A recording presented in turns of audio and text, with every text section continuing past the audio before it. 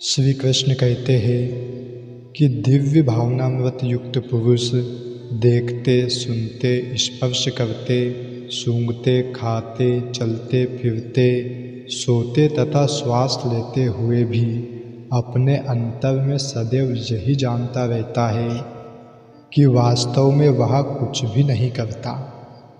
बोलते, त्यागते, ग्रहण करते या आंखें खोलते बंद करते हुए भी वह यह जानता रहता है कि भौतिक इंद्रियां अपने अपने विषयों में प्रवृत्त है और वह इन सबसे पृथक है। जो व्यक्ति कर्म फलों को परमेश्वर को समर्पित करके आसक्ति रहित होकर अपना कर्म करता है, वह पाप कर्मों से उसी प्रकार अप्रभावित रहता है जिस प्रकार कमलपत्र जल से अस्पर्श रहता है। योगी जन आसक्ति रहित होकर शरीर, मन, बुद्धि तथा इंद्रियों के द्वारा भी केवल शुद्धि के लिए कर्म करते हैं। निश्चल भक्त शुद्ध शांति प्राप्त करता है क्योंकि वह समस्त कर्मफल मुझे अर्पित कर देता है। किंतु जो व्यक्ति भगवान से युक्त नहीं है और जो अपने श्रम का फलकामी है, वह बंध जाता है। जब देहधारी जीवात्मा अपनी प्रकृति को वश में कर लेता है और मन से समस्त कर्मों का परित्याग कर देता है, तब वह 9 द्वारों वाले नगर अर्थात भौतिक शरीर में बिना कुछ किए कराए सुखपूर्वक रहता है। शरीर रूपी नगर का स्वामी देहधारी जीवात्मा ना तो कर्म का सृजन करता है, ना लोगों को कर्म करने के लिए प्रेरित करता है, ना ही कर्म फल की रचना करता है। यह सब तो प्रकृति के गुणों द्वारा ही किया जाता है। परमेश्वर न किसी के पापों को ग्रहण करता है न पुण्यों को, किंतु सारे देहधारी जीव उस अज्ञान के कारण मोहग्रस्त रहते हैं जो उनके वास्तविक ज्ञान को ढके रहता है। किंतु जब कोई उस ज्ञान से प्रबुद्ध होता है जिससे अविद्या का विनाश होता है, तो उसके ज्ञान से सब कुछ उसी तरह प्रकट हो जाता है जैसे दिन में सूर्य से सारी वस्तुएं प्रकाशित हो जाती है। जब मनुष्य की बुद्धि, मन, श्रद्धा तथा श्रवण सब कुछ भगवान में स्थिर हो जाते हैं, तभी वह पूर्ण ज्ञान द्वारा समस्त कलमश से शुद्ध होता है और मुक्ति के पथ पर अग्रसर होता है। विनम्र साधु पुरुष अपने वास्तविक ज्ञान के कारण एक विद्वान तथा विनीत ब्राह्मण, गाय, हाथी, कुत्ता तथा चांडाल को समान दृष्टि अर्थात समभाव से देखते हैं। कृष्ण भावना भावित व्यक्ति योनि या जाति में भेद नहीं मानता। सामाजिक दृष्टि से ब्राह्मण तथा चांडाल भिन्न भिन्न हो सकते हैं अथवा योनि के अनुसार कुत्ता, गाय तथा हाथी भिन्न हो सकते हैं, किंतु विद्वान योगी की दृष्टि में ये शरीरगत भेद अर्थहीन होते हैं।